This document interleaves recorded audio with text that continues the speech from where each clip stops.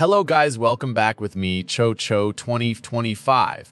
Today we're going to learn how to know how many frame a video has in ComfyUI. There are a lot of use from the information, especially when handling Meta Batch Manager. To do this really simple, just add show any node. To get this, you could use Manager and search for Easy Use. Install Easy Use and restart when asked. Easy Use will be available then. Now connect frame count to show any. You could also connect video info for more information. Here are the example.